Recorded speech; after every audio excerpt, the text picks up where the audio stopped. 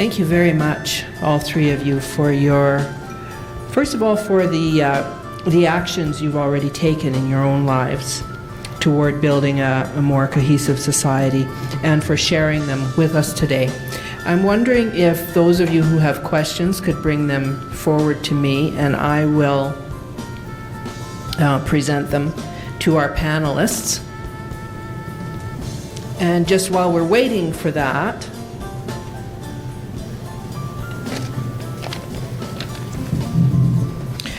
I have a question that I would like to put forward to the panelists based on something that Janyce, I think, said in her presentation, which is about being bold.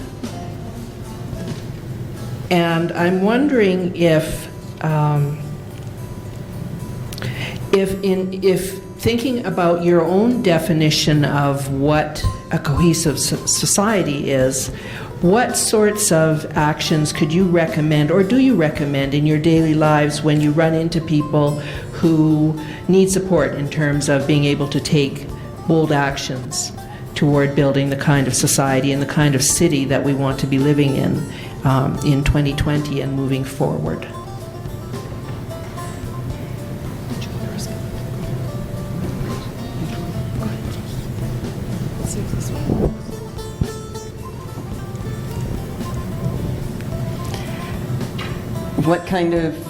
What do I see as being an action that would be bold to help build better cohesiveness in our community? Yes.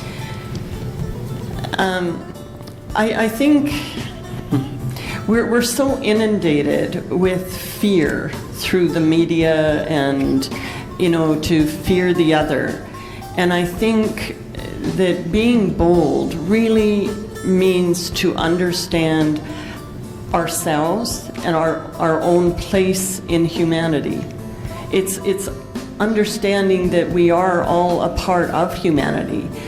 And when you truly understand that at a deep level, then fear dissipates, and you can look at other people and not be afraid to say hello, just easy things, very easy things. To say hello, to get to know people, to stop and talk to the homeless person. I carry $10 Tim Horton cards with me all the time, so that I can feel like I've contributed at least to a warm meal for somebody, even if I don't know them fully. There's so many things, but it comes from a place of knowing yourself and changing yourself, and not listening to the outer voices that we're inundated with, but listening to that inner voice that lets us know that we're all a part of humanity. Thank you. I think to listen to the other is a bold act.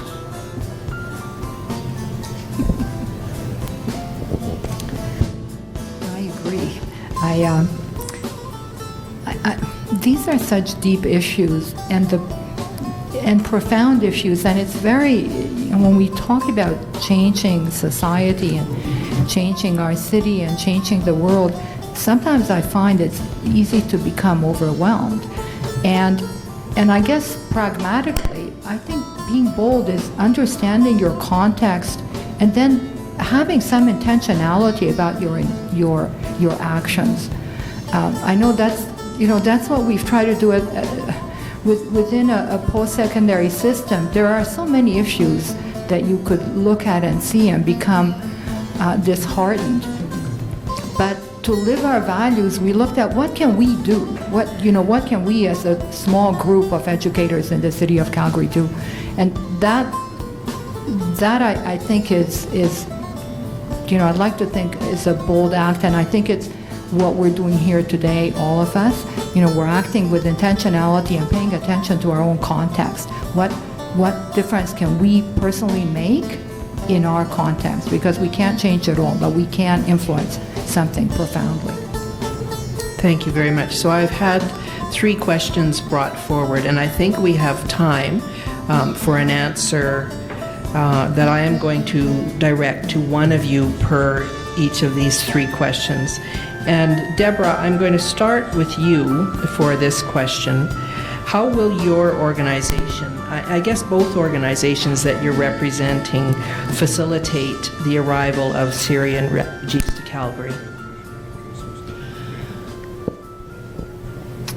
So what I know in particular, and I can speak for my congregation, which is in the process now of actually going through inviting a family to come, so sponsoring a family, I think that's a direct way.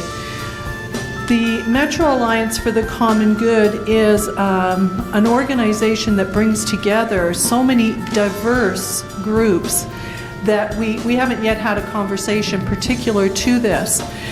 But what we do is we can facilitate all kinds of networking. So when people arrive and they need, whatever their needs are, we can disseminate through our network and collaborate with others to be able to provide, whether it's clothing or whatever might be needed. But also the piece about the listening piece and being able to actually sit down and listen to what other people's concerns are and to facilitate conversations and more in-depth understanding and learning of each other. Thank you. Thank you very much. Elza, I'm going to direct this next question to you because I think it does have some connection to education. How has social media and the telecommunication revolution affected relational living? And how can we integrate social media into a relational society? Certainly it's something that we think about all the time, working as we do with so many younger people. And I think we have to be cautious with social media that we know what our message is and we know what our audience is. I think there is some level of complexity around that those of us who are fairly elementary users have. I believe that social media and ways of communicating through social media are here to stay. It's not something that we can blame for things, so we have to find ways of maximizing the positive benefit. We all see any media being potentially a polarizing force. And sometimes it's positive and sometimes it's negative. I think it behooves us to think deeply and to be very current on what media, to quote Marshall McLuhan, what is the media and what is the message, and to actually use those social media instruments to convey the message. We think it's here and it stays, and all of our learning that everything that we try to do, we try to enhance with social media because it is the way that so much information is actually getting out there. It's true. It's a very good question, and I think an excellent subject for an entire day's discussion one of these days, because we have all seen our own relationships affected by what happens on our social media feeds, for sure. Thank you for that insightful answer. And I'm going to deliver our final question to Janyce. This is a question that's pertaining to young people, and it's about how the younger generations, we see a lot of strength in the youth through their schools with curriculum that includes community service and the powerful me to we movement. How are our adult organizations connecting with these movements?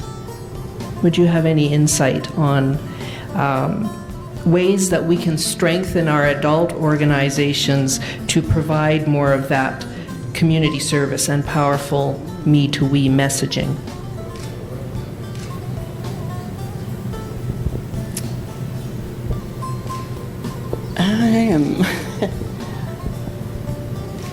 I think the organizations that I know of, I think they're mostly focused, or a lot of them are focused on doing good in the community. So they are already, they have that attitude of helping others, I think, which is very crucial. And of course, I think it's what it's all about. But I think also it's part of what I was saying about in my talk about the reason why we do things. I think young people nowadays are being brought up more because maybe they're in a more multicultural society already, and they go to school with much more diversity. They tend to understand that we are all in it together. If I could say one experience that I have that bothers me with more of the adult organizations is that we have an attitude that we're fixing something else. Mm-hmm. And I think we have to understand that it's not about fixing others. It's about changing ourselves so that we can accept others for who they are and thereby make a bigger emotional contribution and acceptance to help our communities. I agree. Thank you very much for your presentations today. It takes a lot of courage to organize an event such as this one. It takes a lot of courage to attend, and it does take a lot of courage to sit before a group of people and share thoughts on these incredibly challenging issues that we're facing. Thank you very much for the reminder to listen, not just to others that I encounter, but also to myself, to my inner voices that try to direct me toward when I know something is right, not letting that voice be silenced by all the noise that comes around. I'm going to ask Malik to come forward now, as somebody races out to get him. And while we're waiting for Malik, could I just ask everyone to please join me in once again thanking our three panelists.